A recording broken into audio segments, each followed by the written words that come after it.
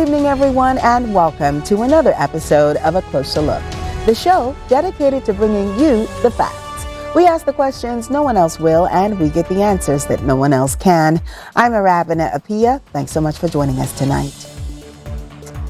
You never think it'll be you until a trip to the grocery store turns into a carjacking, until you hear footsteps rushing up behind you before you can get your key in the door, until a simple argument in traffic turns deadly. Crime in the Bahamas isn't just happening in the places that we've been warned to avoid.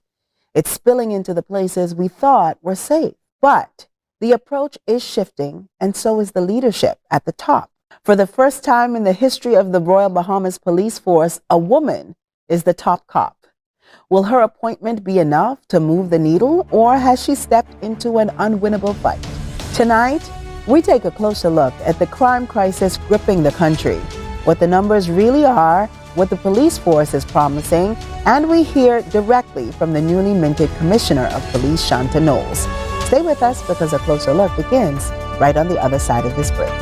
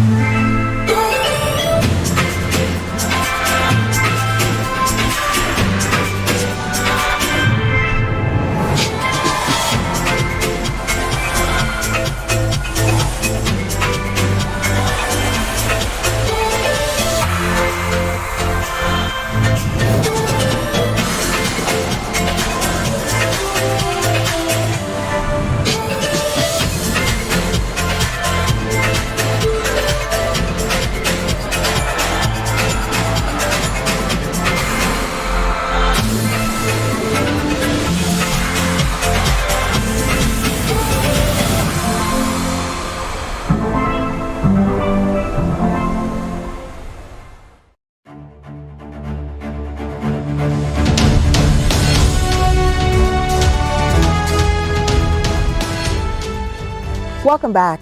You're watching A Closer Look. I'm Arabina Apia. Thanks so much for tuning in tonight.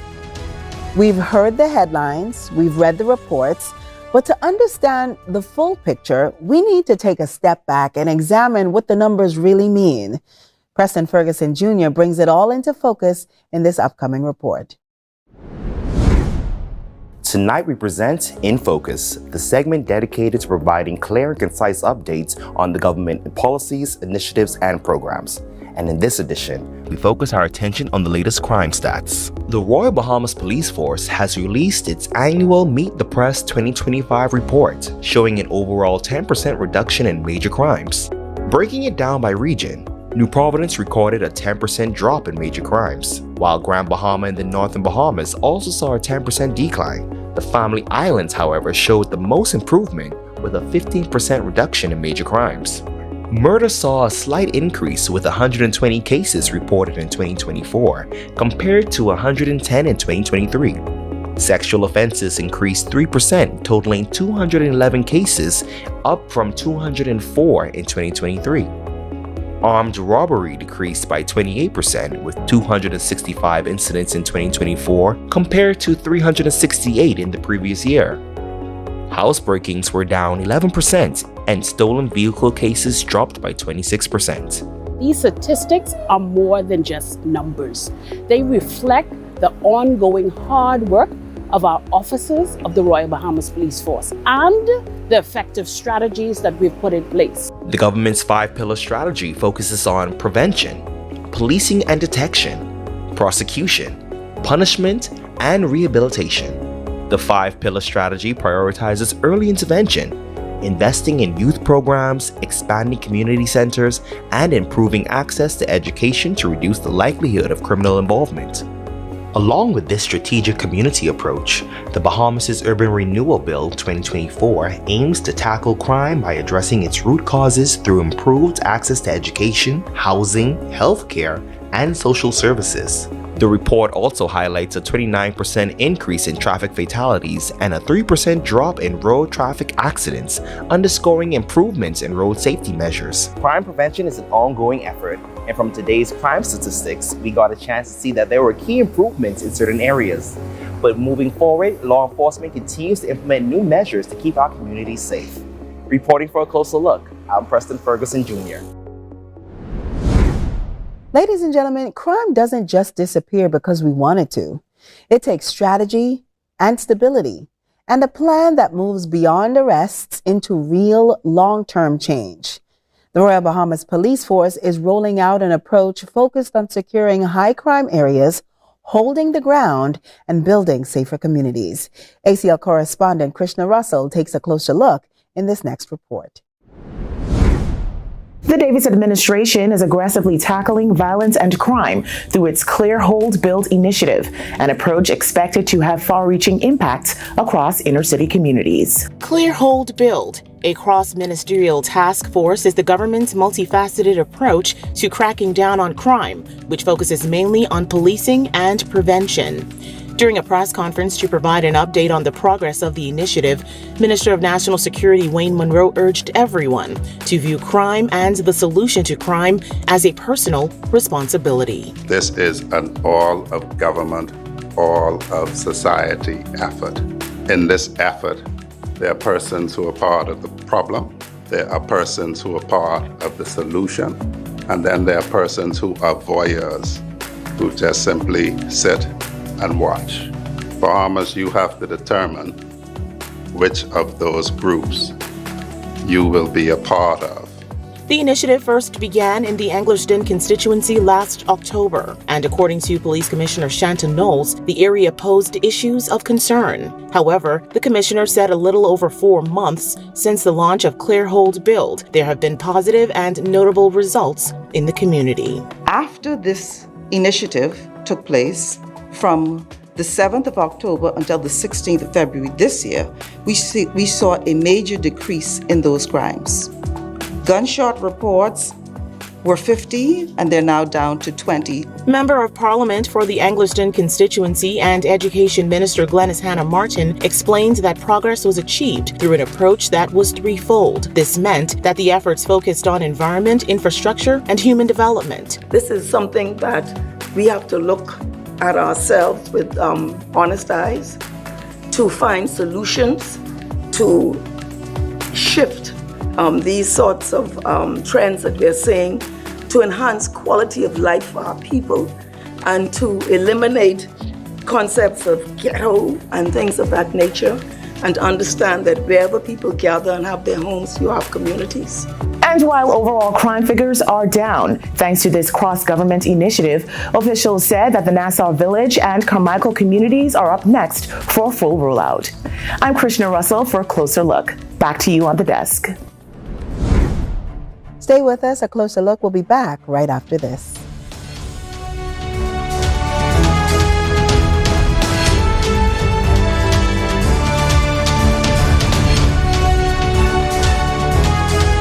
This is the National Youth Guard program designed to train young people to help the Bahama Islands in times of disaster. I decided to join to better serve my country as well as to better myself. We train the help in search and rescue, electrical, plumbing, and carpentry. And things that they can actually expand on in their careers. Young people who join the Youth Guard program discover a sense of identity, a sense of purpose, and a sense of patriotism. This program isn't about only the individuals, it is about the country.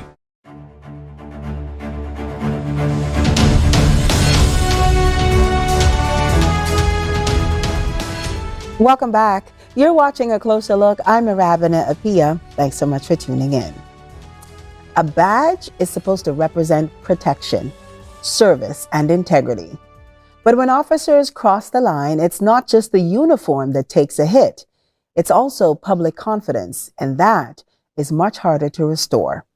The Royal Bahamas Police Force says it's cracking down on misconduct and raising the ethical standards within its ranks. Our Preston Ferguson Jr. takes a closer look in this report. Preston? The Royal Bahamas Police Force is taking decisive steps to strengthening the public's confidence and reinforcing its commitment to integrity. And tonight, we take a closer look to see how these efforts are being equipped to officers on the force. The Royal Bahamas Police Force champions the message of overall training of his officers. And with the ethics training program in place, many new and seasoned officers are trained to uphold the high ethical standard provided by the police force. We are progressing very well with our ethics training as stipulated in my initial address.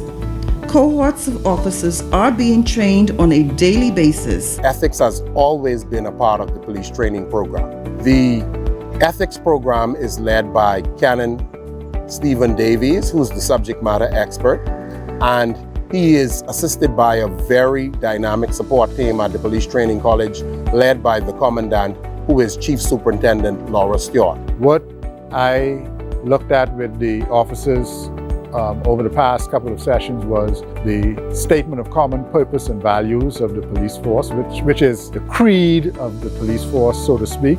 We looked at what is ethics, what is a good character, police code of conduct, and the attributes of a good officer.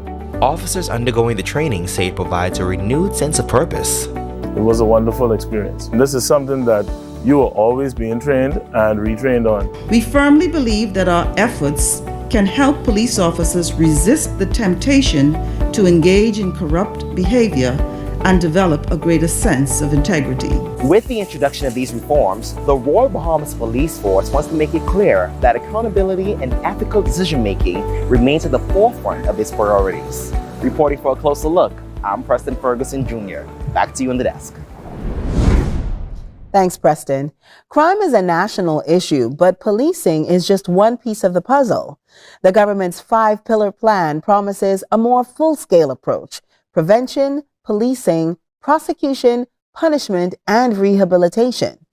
Now, on paper, that sounds like a really solid strategy. But do Bahamians believe that it's making a difference? Aaron Scavella hits the streets to find out how you feel about the current crime crisis.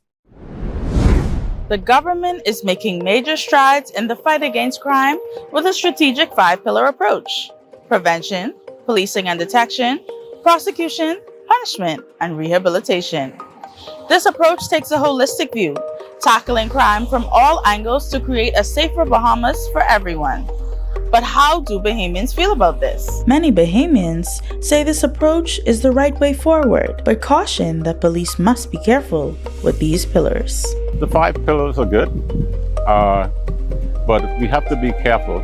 I think the most important part of that plan is the rehabilitation stage, because what we've seen for years and for decades now is that we have a high recidivism rate because we have people that go into the prison system where we want it to be more punitive rather than rehabilitative. I'm hoping that they're putting enough emphasis on prevention and rehabilitation because it's definitely important to make sure that people's needs are being met. And the numbers show progress. Major crimes are down by 10% this year. If you know something, if you see something, tell someone and don't keep it quiet, even if you have to report it anonymously. It's something that we tend to forget that, if somebody feels safe in their community, if somebody's comfortable, their needs are met, it's way less likely for them to be out on the street in a place where someone can say, hey, come pick up this drug for me, Because real success comes when everyone plays their part. There's going to be a lot of things that have to see that happen gradually. So if you want to see something happen more instantly, you have to come together as a community and make sure that your neighbors are okay. We oftentimes forget that we can take someone under our wings. Officials say this comprehensive strategy is key to long-term crime reduction. Reporting from Fox Hill Park, I'm Aaron Scavella, and this has been a closer look on the go. Back to you, Arabina. Stay with us. A closer look. We'll be back right after this.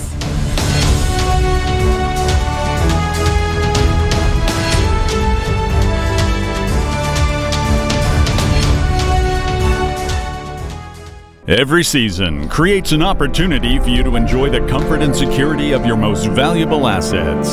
Unfortunately, termites are common and very unwanted guests that never stop eating. Struckham, you can enjoy the peace of mind as we protect your investment with our 3-year fumigation warranty. Struckham, #1 in pest control services.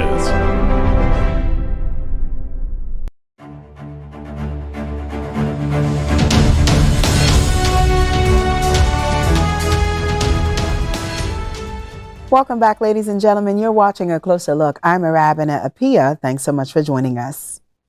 Every crime leaves behind more than just a victim. It leaves behind questions. Why is this happening? Who's responsible? And most importantly, what's being done to make sure that it doesn't happen again? Commissioner Shanta Knowles steps into this role at a time when crime feels more unpredictable. So we're pleased to have her here today to discuss the way forward for a police force under her command. Welcome to the show. Thank you so much. It's a pleasure to be here. Absolutely a pleasure to have you here. So let's jump right in. This is such a historic appointment. Commissioner, you've made history as the first woman to lead the Royal Bahamas Police Force. How do you see this moment shaping the future of policing in the Bahamas? It certainly tells us that policing in the Bahamas is on the move, certainly on the move. We now have, as you say, I'm the first female to lead this position.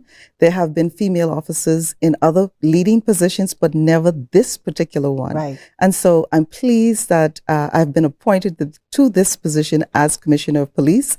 And I believe that this tells us, especially the women in our organization, that they can aim higher and that they can now achieve this same position. Absolutely. I know like leadership styles vary greatly across commissioners, across leaders. Yeah. What would you say your leadership style is, and how would you describe your approach to policing? What are some of the key principles that you hope will define your tenure as commissioner? Certainly, this is not a position that anyone should take lightly.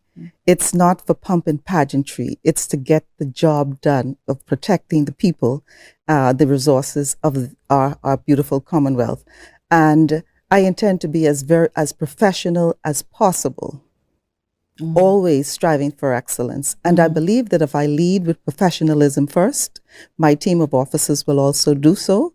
And so I intend to encourage officers to be professional, be firm, but be fair in all their dealings. We have a mandate that has already been set for us by the Constitution. We have policing priorities that are set for us every year. And once we work those priorities, we will see the beauty of our organization. We will see the people in our country truly respect the work that we do and the officers who do the work. Let's talk about those priorities and some of the proactive strategies that the force is now implementing in an effort to address and challenge the current crime problem. Because crime is one of those issues that is impacted by a number of different factors. There are economic hardships, that often correlate. So what are some of the priorities that you can speak to that Bahamians will start to see in terms of how they interact with local law enforcement? Well, I can tell you that the priorities for the Commissioner's Policing Plan for 2025 has not been released as yet. Okay. We are still in the writing and correcting phase of that, and we hope to get that to the Minister shortly. But over the past years, each Commissioner has seen the importance of us working with young people. When we look at crime today, and in the past, we see that a lot of it is being committed by young people between the ages of 17 up to the age of 45. Those are either victims or perpetrators of crime.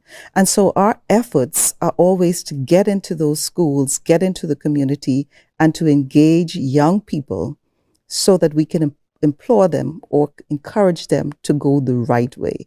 And while we have other priorities, that one is a main focus because we believe that the human resources of our country is certainly important to the growth of our country.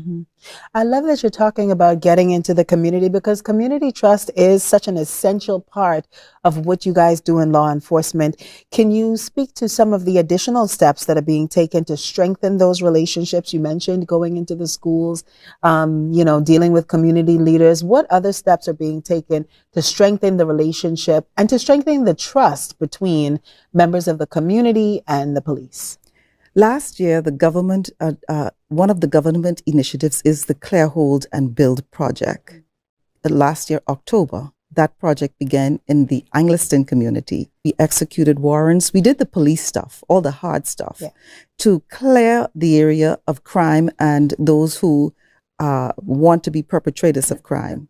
And then we addressed the whole area. We stayed in the area with our urban renewal officers, going house to house, meeting people in the community, listening to their concerns, and finding ways that we can address their concerns. And so we've seen the progress of that initiative in the Angliston community, and it's now grown, and we've moved into 2 other communities, the Carmichael community and the Nassau Village community. We have seen a reduction in crime in the Angliston since October 7th to February 16th. We have seen a reduction in crime in that community, and we know that that is working for us. So we believe that if we continue on with this trend, get into the communities, go to the people, talk to the people, we will see success. Has it been difficult for you and your team to balance sort of aggressive police work with that more, softer community touch, so people feel, that they can trust the officers in the area, that they can actually reach out to police? Has that been a difficult, balance to strike, in your opinion? No, not at all. We have been doing this for so long that it's almost natural. We understand, and I think the Bahamian people understand, that there are times that we have to come in there forceful, but of course, not infringing on the rights of anyone. And then there are times that we have to come in to ensure that, of course, no one's rights have been trampled on, and to bring peace to communities, to certainly provide or help to provide for those who are in need. And so we have a mandate. We have to prevent, we have to detect, we have to apprehend those offenders, and those offenders live in communities. And so in order to get them, you must be forceful at times. I know that transparency, accountability have been priorities for previous commissioners of police. And I know that it's a really important issue for the general public as well. They want to know that the officers that they are dealing with can in fact be trusted. So my question to you is, how is the force addressing concerns about alleged police misconduct or corruption within the force that may, prevent persons from really reaching out in cases where the officers or the Royal Bahamas Police Force is needed? If you look at statistics from past years, and of course from last year, you will see that when the commissioner meets the press, you will see that every one of those commissioners in the past, and I've also done it this year, talk about the work of the Complaints and Corruption Branch. That branch is for the public. If any member of the public feels that he or she is abused, aggrieved by any action of the police, that branch investigates those complaints. I don't want to get into numbers, because I certainly don't remember the exact numbers at this time, but I can tell you that there were less than approximately 500 of those complaints made last year. Most of those complaints were dealt with. I think only 27 of them were left open under investigation. And what that means is we've either charged police before, or put police before our tribunal, or before the open courts, or that matters were solved once we were able to bring parties together.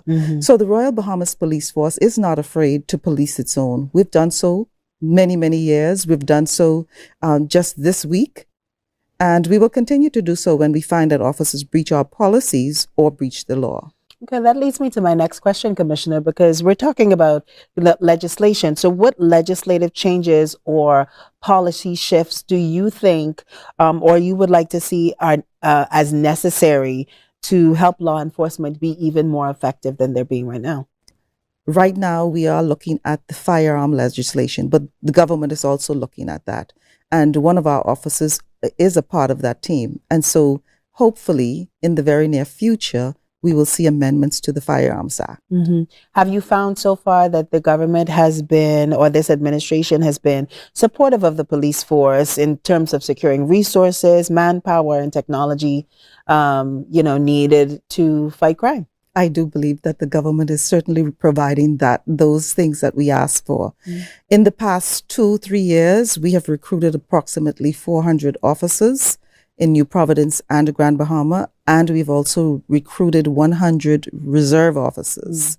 We are looking to recruit again by the 1st of May is when we hope to have another 200 officers go into our training program. We have asked the government for resources and we get them. We've asked for in the past and the recent past for 100 trucks. We got those trucks. Yeah. We were able to use those trucks to ensure that the people in our communities, on our streets, see our presence, not only here in New Providence, but also on the Family Islands. Absolutely. So those trucks are in our Family Islands.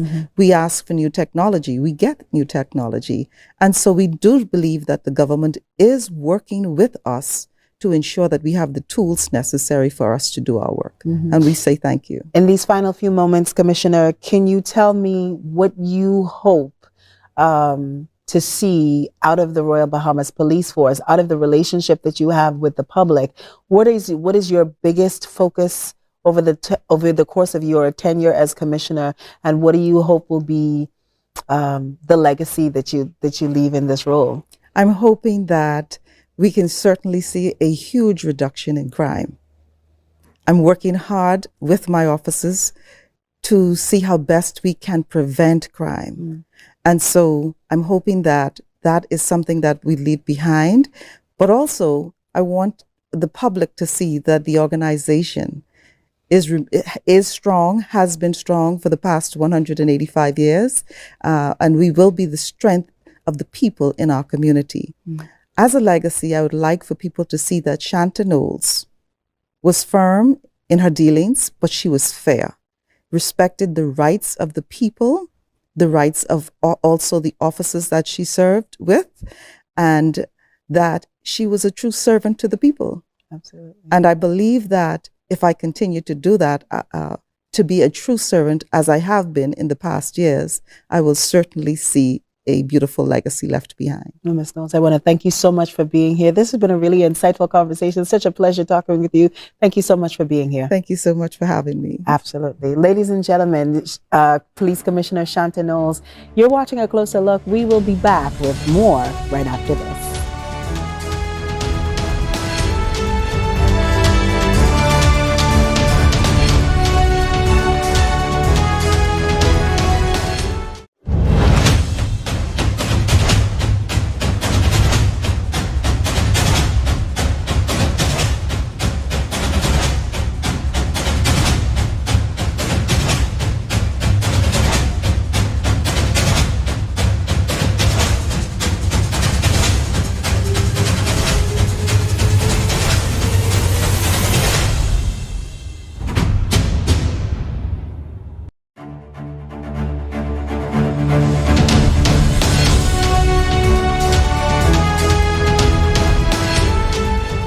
Gone are the days when you could leave your doors and your windows unlocked, when a new face in the neighborhood didn't set off alarm bells, when safety was something you felt and not something you had to plan for. People are changing how they live, locking doors earlier, moving differently, making decisions based on fear instead of freedom. But the police are stepping up law enforcement. More officers, more operations, more arrests. But crime isn't just about what happens in the moment, it's also about what happens after. Because arrests don't rebuild trust. Strategies don't mean much if people don't believe that they're actually working. Commissioner of Police Shanta Knowles has stepped into this role with the weight of that reality on her shoulders. She says she's ready for the fight, and now the country is waiting to see if she can win it. I'm Narabina Apia. Thanks so much for joining us tonight. We'll be back next week with a closer look at the stories that matter most to you. Till next time, everyone. Good night.